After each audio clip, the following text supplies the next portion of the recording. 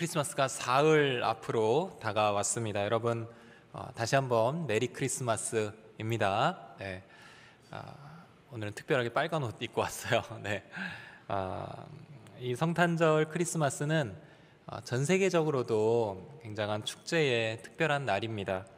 몇몇 소수의 국가들 빼고는 이 12월이 되면 다들 성탄절 분위기를 내는데 여러 장식과 조명 또 트리들을 전 세계 어디서든 볼 수 있습니다.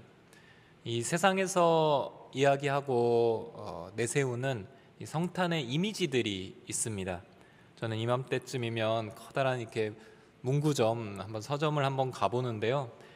그러면 한 구석에 이 성탄절 엽서와 카드가 전시되어서 판매하는 것을 봅니다. 그곳에 가서 어떤 그림이 있는가, 성탄절을 어떻게 이해하고 표현하고 있는가, 이런 것들을 좀 살펴봅니다.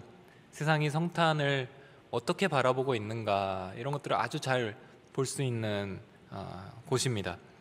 세상의 이미지들은 이 주인공인 예수 그리스도의 탄생과는 굉장히 거리가 멀리 떨어져 있는 것이 사실입니다. 가장 많이 등장하는 카드 이미지, 산타와 루돌프입니다. 요즘에는 눈사람과 곰인형도 좀 많이 나오고요. 각종 동물들이 빨간 옷을 입고 나오는 그런 그림들도 볼 수 있습니다. 선물 포장한 상자, 알록달록한 또 케이크, 그리고 트리, 아이들의 그 선물 담는 그 크리스마스 양말, 이런 것들이 주로 이미지로 나오는 것 같습니다. 천사가 가끔씩 등장하기도 하는데 저희들이 이해하는 그 천사의 모습과는 굉장히 많이 각색되어서 나오는 경우도 많습니다. 그런데 이 여러 이미지들 중에 아기 예수님의 탄생, 이런 이미지들은 많이 없는 것이 사실입니다. 예전 한 10년, 20년 전만 해도 그런 이미지들이 좀 중심을 잃었다고 생각되는데 요즘에는 그런 이미지들은 찾기 어렵습니다. 베들레헴, 마구간, 목자들과 양떼들, 또 헤롯 대왕을 찾아가는 저희들이 흔히 떠올리는 그 낙타탄 동방 박사들, 이런 이미지도 요즘에는 크리스마스 카드에 잘 담기지 않습니다. 그렇지만 누가 뭐래도 크리스마스의 주인공은 바로 예수 그리스도입니다. 예수님의 생신이고 예수님이 태어나신 날입니다. 이 땅에 육신을 입고 하나님의 아들이 오신 그 날을 우리는 기념하고 있습니다. 그리고 이 크리스마스 이미지는 세상 속 거리에서 찾는 것이 아니라 바로 성경에서 찾아보아야 합니다. 우리가 아는 상업적이고 세상의 그 문화적인 코드들을 벗기고 아까 말씀드린 요셉과 마리아, 베들레헴, 말구유, 목자들, 동방박사들, 이런 이미지들이 중심이 되어야 할 것입니다. 그래야 우리가 성탄절의 진정한 의미를 깨닫기가 쉬워집니다. 크리스마스의 진짜 의미를 그 안에서 발견할 수 있기 때문입니다. 그리고 그 안에서 성탄으로 주시는 하나님의 그 기쁨과 은혜를 친정으로 맛볼 수 있게 됩니다. 루돌프, 산타 눈사람 이런 거 말고 그런 화려한 선물들, 세상의 그런 상업적인 이야기들 말고 정말 성경 안에서 예수님이 오실 때 어떠한 이미지들이 있었는가, 어떠한 이야기들이 있었는가, 이런 것들을 찬찬히 살핀다면 우리의 성탄이 더욱더 풍성해질 것입니다. 크리스마스의 진짜 의미를 생각하고 오늘 이 저녁에 진실하게 그 예수님이 오신 곳에 우리가 서서 우리를 돌아보고 주님을 경배할 수 있게 되기를 바랍니다. 오늘은 그런 성경의 이야기들 중에서도 조금 다뤄지지 않은 특별한 크리스마스를 한번 살펴보려고 합니다. 누가복음 2장에 나오는 오늘 우리가 읽었던 그 장면은 예수님이 태어나신 지 약 40여일 지난 때에 나오는 장면입니다. 배경은 베들레헴도 아니고 나사렛도 아니고 예루살렘 성전입니다. 우리의 성탄 이미지 속에 베들레헴과 헤롯 왕의 궁전과 동방박사들이 왔던 길들과 이만큼 다뤄진 내용은 아닙니다.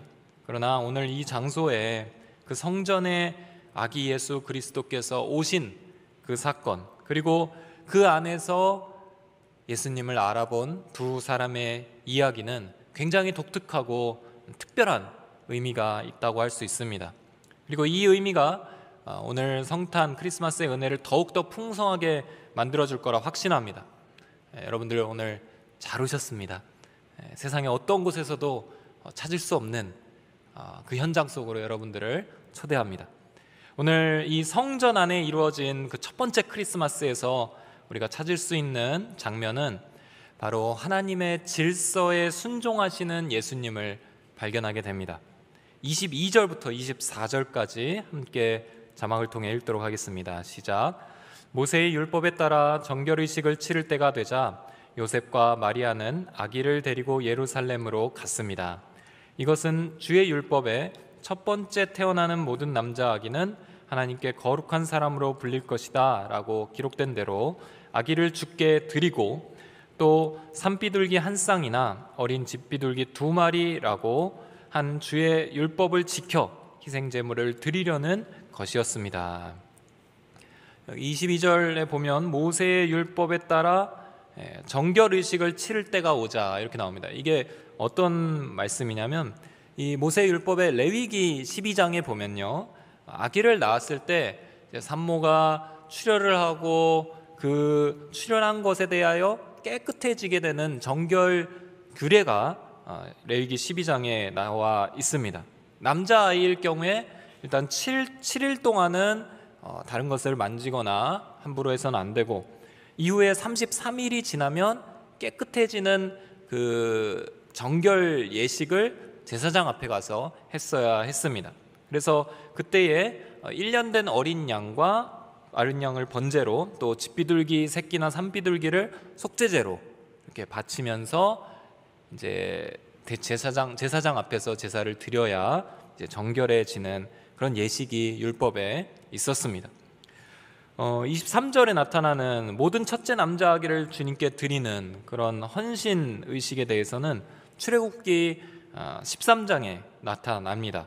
이스라엘에 태어난 모든 첫 아이는 하나님께 바치도록 규정하고 있는데, 레위 자손 전체가 이제 하나님께 구별된 12지파 중에 하나님께 아예 구별된 지파로 속했기 때문에 다른 지파의 자손들은 그 첫 아이를 위하여 속전 한 5세겔 정도를 성전에 갖다 바치면 그 아이가 봉헌되는 그런 의식이 있었습니다. 24절에 보면 이제 산비둘기와 어린 집비둘기 2마리, 이렇게 비둘기 2마리 이렇게 나오는데요, 이것은 산모의 아까 이야기했던 정결의식, 그 정결의식 때 어린 양을 바칠 형편이 안 되는 집은 비둘기를 잡아서 그 양을 대신할 수 있었습니다. 그래서 양과 비둘기를 드려야 되는데 형편이 안 되어서 비둘기를 한 쌍 2마리를 드리게 되는, 그렇게 하기 위하여 지금 성전으로 올라가고 있는 그런 모습을 우리가 발견하게 됩니다. 이 구절들의 공통적인 표현들이 있습니다. 22절에 보면 모세의 율법을 따라, 23절에서는 주의 율법에 기록된 대로, 24절에서는 주의 율법을 지켜서. 그러니까 하나님의 율법을 지키는 예수님과 그 가정의 모습을 볼 수 있게 됩니다. 누가복음 2장 39절, 이 본문의 이 마무리를 짓고 있는 문장에서는 이걸 다시 한번 강조합니다. 2장 39절 제가 한번 읽어드리겠습니다. 요셉과 마리아는 주의 율법에 따라 모든 일을 마치고 난 뒤 갈릴리에 있는 자기 마을 나사렛으로 돌아왔습니다. 그러니까 의도적으로 이 본문에서 율법을 따라서, 율법을 지키며, 율법을 행하고 모든 것을 다 지킨 후에 이렇게 율법을 지키는 예수님의 모습을 강조하고 있는 것입니다. 무슨 뜻일까? 예수님께서 율법을 다 지키셨다라는 것을 의미합니다. 이건 도대체 무슨 의미인가? 예수님께서 사람의 몸을 입고 이 땅에 오셨을 때 예수님은 죄인이 정결해지는 규례나 아니면 어떤 부정한 자가 하나님 앞에 인정을 받게 되는 그런 규례를 거치실 필요가 없던 분이십니다.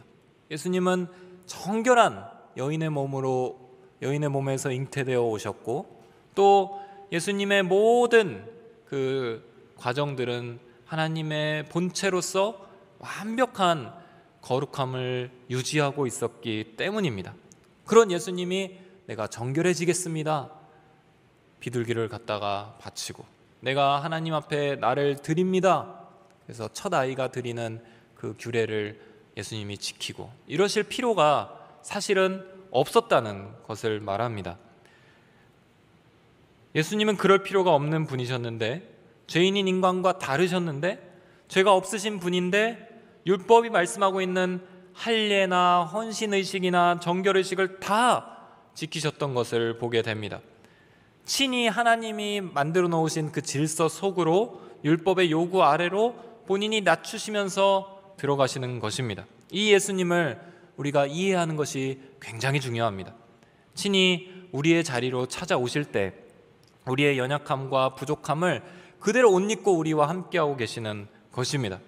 인간은 너무나 부족해서 율법에서 말씀하고 있는 그 높은 수준의 거룩함의 요구를 다 이룰 수가 없었습니다. 모세 율법이 그렇게 정교하고 복잡하게 제시되었음에도 그것을 다 지켜서 우리가 하나님 앞에 거룩한 자로, 의인으로 설 수가 없었습니다. 의인은 없나니 하나도 없다라고 성경은 이야기합니다. 인간은 다 실패했습니다. 그런데 예수님께서 우리처럼 되셔서 그 율법을 지켜야 할 위치로 나아가시는 겁니다. 그리고 율법이 요구하는 모든 경건함과 중심과 그 거룩함의 의인으로서의 그 자격의 모든 조건을 다 예수님께서 친히 이루시는 것입니다. 율법이 요구하는 기준을 온전히 충족시키는 유일한 분이 되십니다. 그것은 우리를 율법의 심판과 율법이 우리를 막고 있는 그 올무에서 건져내시기 위함입니다. 갈라디아서 4장 4절에서 5절을 보면 이렇게 예수님에 대해 이야기합니다. 그러나 때가 차자 하나님께서는 자기 아들을 보내셔서 한 여자에게서 나게 하시고 율법 아래에 나게 하셨습니다. 이는 율법 아래에 있는 사람들을 구속하시고 우리로 하여금 아들의 신분을 얻게 하기 위함입니다.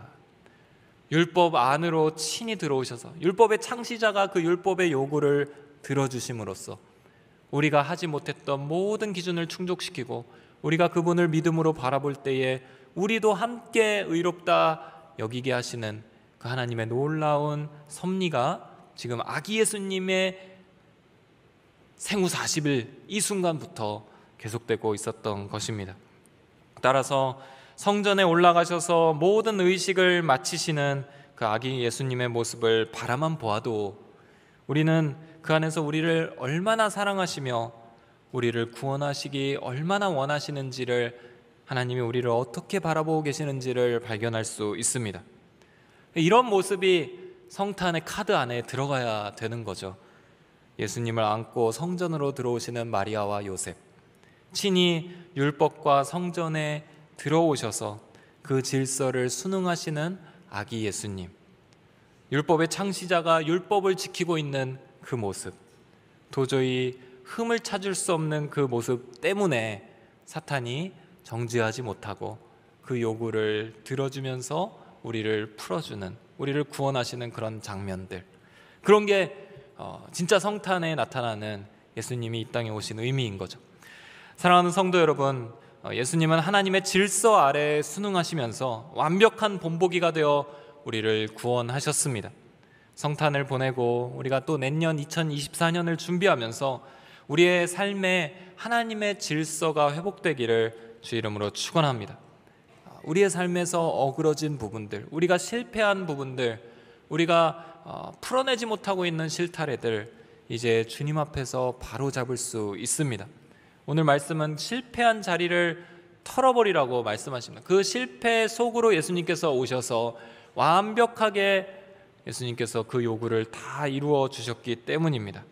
말씀 앞에 서서 예배를 드리며 하나님의 놀라운 아름다우신 그 덕을 붙잡고 다시 한번 새롭게 출발할 수 있는 저희가 됩니다. 그때에 우리는 진짜 크리스마스의 은혜를 우리의 것으로 받을 수 있게 될 것입니다. 오늘 성전의 첫 번째 크리스마스에서 발견하는 또 한 가지는 사명의 자리에 머무는 시므온을 우리가 보게 됩니다. 이 성전에 아주 특별한 인물이 한 명 등장하는데요, 바로 시므온입니다. 성전으로 모든 율법과 규례를 순종하려고 오시는 그 예수님의 일행을 한 인물이 가로막고 그 예수님을 알아봅니다. 그 사람에 대하여 성경은 이렇게 소개합니다. 25절, 26절 말씀 같이 읽겠습니다. 시작. 당시 예루살렘에는 시므온이라는 사람이 있었습니다. 이 사람은 의롭고 경건한 사람으로 하나님께서 이스라엘을 위로하실 날을 손꼽아 기다리고 있었습니다. 그리고 성령께서 시므온에게 머물러 계셨습니다. 그에게는 주의 그리스도를 보기 전에는 죽지 않으리라는 성령의 계시가 있었습니다. 굉장히 멋지게 소개하고 있죠. 의롭고 경건한 사람이다. 이 시므온이라는 나이 많은 할아버지 예언자, 예수님의 탄생 시점에 예수님을 알아보았던 몇 명 안 되는 인물 중에 한 명입니다. 의롭고 경건한 자라고 성경에서 직접 언급하며 소개하는데, 이분은 성전에서 하나님께서 이스라엘을 위로하실 날을 손꼽으면서 기다렸던 사람입니다. 이 이스라엘을 위로하실 날에는 무슨 말인가?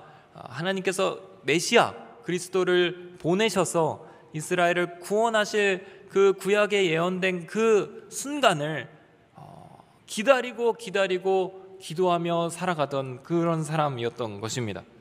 그는 성령의 사람이라고 나옵니다. 성령과 시므온을 연결지어서 시므온을 소개하거든요. 한 세 부분에서 성령님과 연결해서 시므온을 소개합니다. 먼저 25절에 보면 성령이 시므온에게 머물러 계셨다.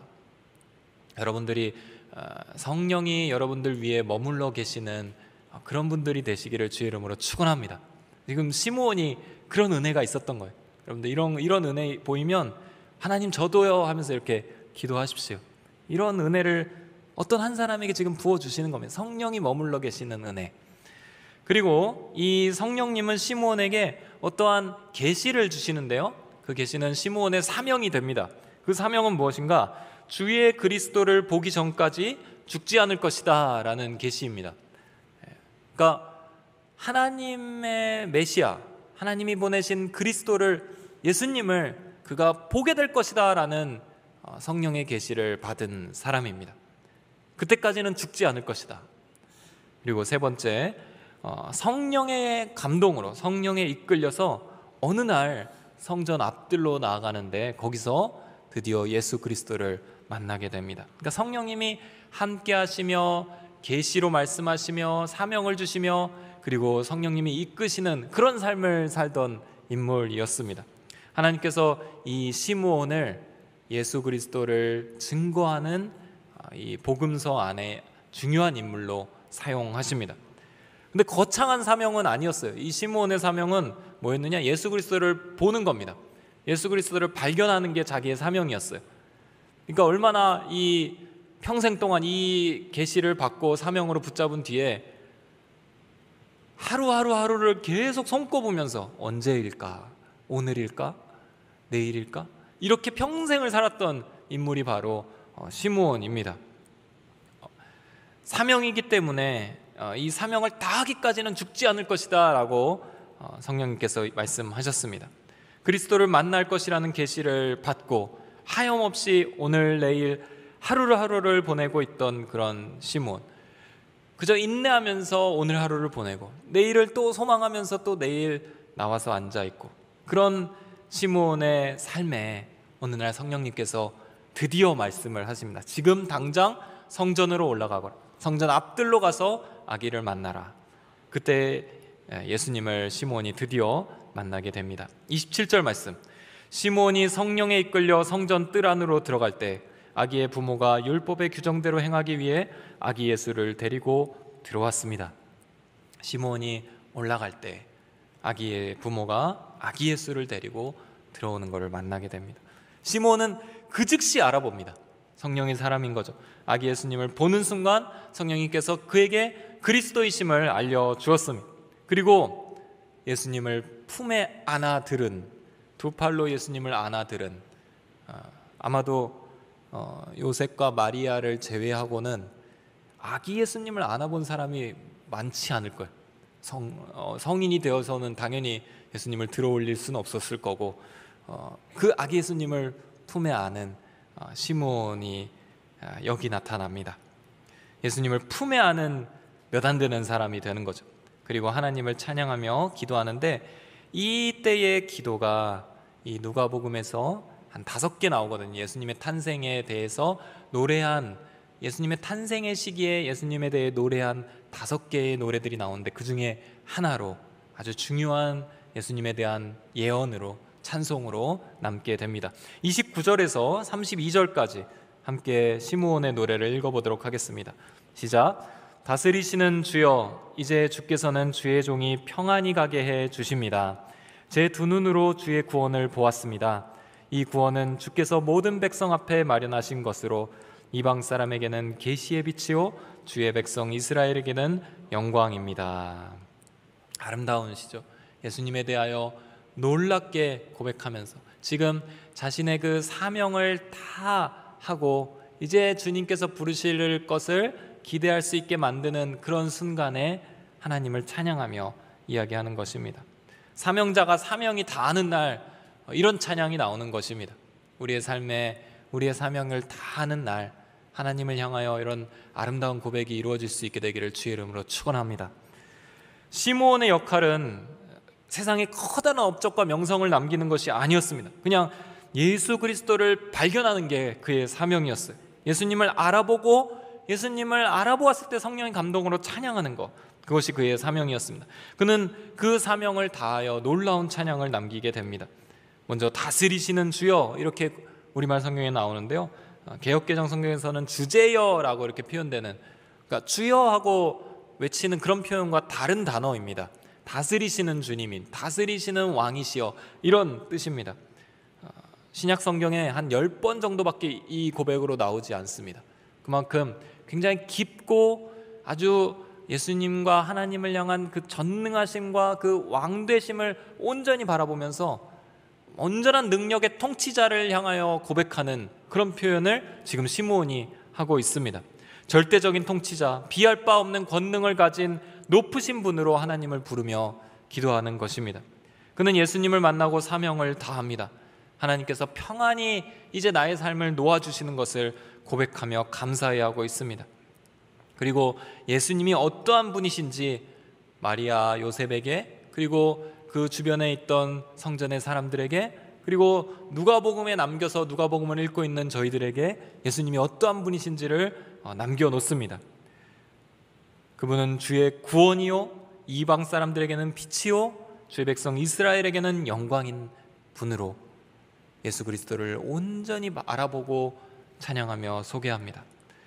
성탄절에 이 성전에서 만난 시므온은 우리에게 도전하고 있습니다. 우리가 축하하고 기뻐하는 그 성탄절에 이 노랫소리가 가득한 이 연말 이 분위기에 우리의 성탄절의 주인공은 누구인가? 그분은 우리를 구원하시는 분이요 우리의 빛이시요 우리의 영광이시라는 것입니다. 여러분의 사명이 있다면 그것은 무엇일까요? 아마 굉장히 다양할 것입니다. 여러분의 삶 속에서 행하시는 그 하나님의 독특함이 있습니다. 각자 다 다른, 각자의 삶에서 어려움과 연약함도 하나님이 다 사용하셔서 여러분들의 삶에 주시는 하나님의 사명이 있을 겁니다. 거창하지 않을 수도 있습니다. 오늘 시므온처럼 그냥 성전에 평생 기다리면서 예수 그리스도를 보게 되는 것, 그게 사명인 사람도 있었던 겁니다. 그러나 그 사명을 주 안에서 인내하며 충실히 감당할 때, 그 사명의 길을 끝까지 걸어갔을 때 주님을 바라보는 감격과 주님께서 주시는 놀라운 찬송이 그 삶의 마지막에 남게 되는 것을 보게 됩니다. 예수 그리스도 안에서 여러분들의 사명을 찾는 성탄절이 되기를 주의 이름으로 축원합니다. 그리고 여러분들이 주님 안에서 어떠한 부르심을 받았는지, 여러분들의 삶은 그 주님과 어떠한 연결 지점이 있는지를 묵상하고 발견하고 기도하는 그런 성탄의 은혜를 맛보시기를 주의 이름으로 축원합니다. 성전의 이 첫 번째 크리스마스에 만나는 우리 또 하나의 장면은 십자가를 지기 위해 태어나시는 예수님을 우리는 만나게 됩니다. 십자가를 지기 위해 태어나시는 예수님. 그러니까 성탄에 십자가가 연결이 돼 있다는 거죠. 우리는 성탄의 기쁨 때문에 굉장히 태어난 그 기쁨, 선물, 그리고 하나님의 영광, 찬송, 천사들 이런 이미지에 가려져서 정작 예수님이 왜 이 땅 가운데 오셨는지를 놓칠 때가 많은데, 오늘 시므온이 우리에게 알려줍니다. 34절과 35절 말씀 같이 함께 읽겠습니다. 시작. 그러자 시므온은 그들을 축복하고 그 어머니 마리아에게 말했습니다. 보십시오, 이 아기는 이스라엘 가운데 많은 사람을 넘어지게도 하고 일어서게도 할 것이며 비난받는 표적이 되기 위해 세우심을 받았습니다. 칼이 당신의 마음도 찌를 것입니다. 그래서 이제 많은 사람의 마음속 생각이 드러나게 될 것입니다. 아멘. 아멘이라고 하기도 참 되게 무서운 그런 말씀이죠. 이게 축복하며 말하는 표현으로 따지기에는 너무나 굉장히 어려운 마음이 드는 표현들이 많이 있습니다. 마리아와 요셉 그리고 예수님의 그 부모에게 시므온이 성령의 계시를 따라 전해주는 예언들은 오늘날 같으면 감히 부모에게는 말하기 어려운 그 아기와 그 삶에 대한 충격적인 이야기들이 담겨 있습니다. 이 아이는 많은 사람을 넘어지게도 하고 세우기도 하는 그런 삶을 살 것이다. 이 아이는 비난받는 표적으로 세워질 것이다. 그리고 이 아이의 삶 때문에 당신의 마음이 칼로 찌르는 듯한 고통이 있게 될 것이다. 이 아이는 그런 아이다. 이 아이를 통해서 많은 사람들의 마음속에 감춰져 있던 그 진실이 드러날 것이다. 굉장히 섬뜩하면서 예리한 그런 예언들이 펼쳐집니다. 예수님의 삶은 처음부터 이 아기 때부터 십자가를 전제한 삶이라는 것입니다. 십자가는 죄인을 구원하고 생명으로 일으키는, 사람을 세우는 역할도 하지만 그 십자가는 모든 유대 사람들이 예수님을 부인하며 사형 선고로 넘기게 하는 그런 구호 가운데 있었던 것입니다. 십자가 앞에서 모든 사람은 구원이든 심판이든 이 갈래의 길에 서게 됩니다. 그리고 그 사람의 마음속에 있는 감추어진 그 사람의 마음이 그 십자가 앞에서 드러나게 됩니다. 시므온이 지금 이 말씀을 이 아기 예수님과 부모님을 향하여 선포하고 있는 이유가 무엇일까? 예수님의 탄생을 바라보며 우리가 무엇에 주목해야 되는지를 말씀하고 있는 것입니다. 제가 한 두 달 전쯤, 한 10월 달쯤이었던 것 같아요. 이렇게 시장을 지나가다가 이제 어디 이렇게 인테리어 장식을 이렇게 판매하는 곳을 잠깐 보게 되었습니다. 근데 벌써 이제 크리스마스를 대비한 그런 장식들이 나와 있는 거예요. 트리도 있고 여러 조명들도 있고. 이게 시즌이 시작되면 이제 비싸진다고 하길래 한 두 달 후 저희 집을 생각하면서 한번 장식을 구경했던 적이 있습니다. 요즘에는 너무 멋있는 것들이 많아요. 아름다운 오르골 소리와 함께 그 안에서 이렇게 유리구슬 같은데 그 안에서 막 눈이 막 펄펄 흩날리는 스노우볼 같은 그런 장식들도 되게 많습니다. 화려한 크리스마스 장식들이 있고 어디에 놔둬도 어느 방이든 진짜 멋진 카페처럼 만들어 낼 수 있는 아주 멋진 그런 장식들이 많이 있었습니다. 뭐가 있나 좀 봤어요.